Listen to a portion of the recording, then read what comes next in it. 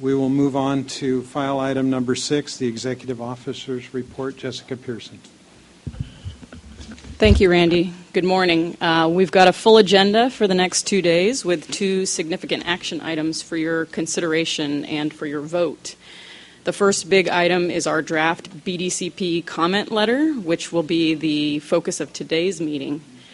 And tomorrow we're asking for your consideration and approval of our contract to begin our levee investment strategy work. Now I want to take the time to mention just a few additional items, and then we'll end my report with a request for your approval of a renewed contract in support of our online Estuary journal. In late April, Governor Brown issued a second executive order in which he set forth a number of additional drought response actions and exercises his powers under the Emergency Services Act to manage water and species protection under drought conditions.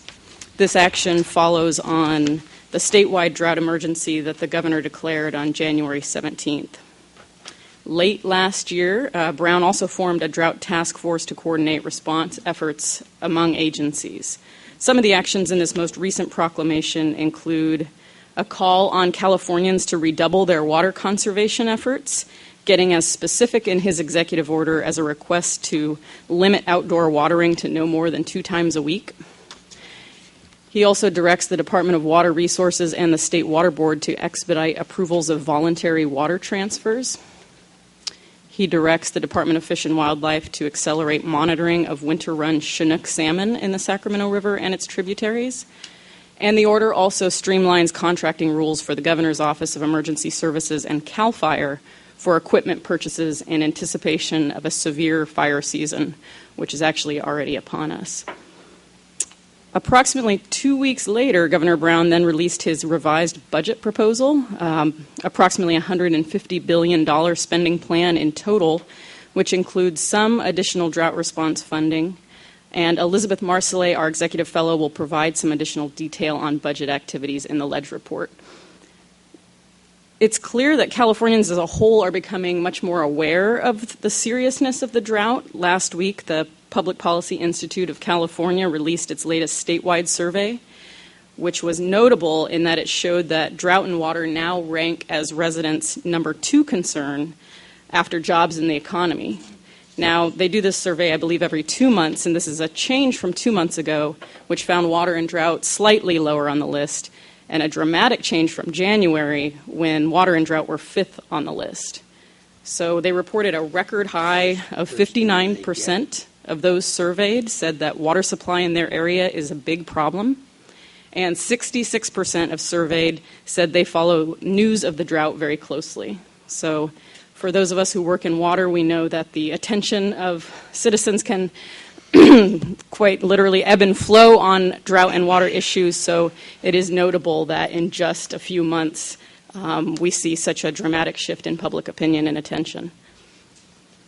So moving now to council staff activities, I'd like to take the opportunity to highlight a few Delta Plan and Delta Science Plan implementation undertakings that staff have been putting their time and effort into.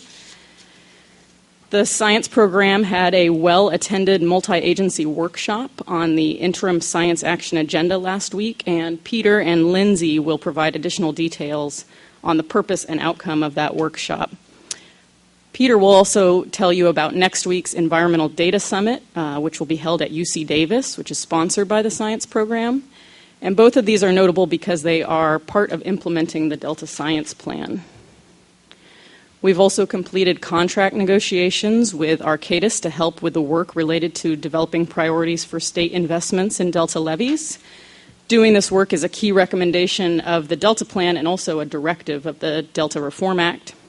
And tomorrow we'll hear from Cindy Messer and our consultants who will discuss the proposal and the schedule for the project. As you are probably aware, and based on the girth of the package before you, a good deal of staff time has been spent working on reviewing and preparing the draft comment letter for the Bay Delta Conservation Plan, and this will be the focus of most of the rest of today's session. This work is in fulfillment of our statutory role as a responsible agency, but it also goes to the heart of several of our Delta Plan recommendations on ecosystem restoration and conveyance. It's also of key importance because, in fact, the BDCP may one day become part of the Delta Plan, and we want to understand how and if that could work. While we have not yet had our first filing on the consistency of a covered action, we have 3 workshops on covered action scheduled for June. 2 are training workshops, one for staff of Delta Reclamation Districts, which is sponsored jointly with the Delta Protection Commission, and one for the State Water Board staff. The third is going to be a broader public workshop, which will focus on the overall covered action process and our appeals procedure. So information about the public session is available on our website or by contacting Keith Coolidge of our staff. Next up, I'd like to invite our executive fellow, Elizabeth, to the front table, and she's going to provide you with this month's legislative report.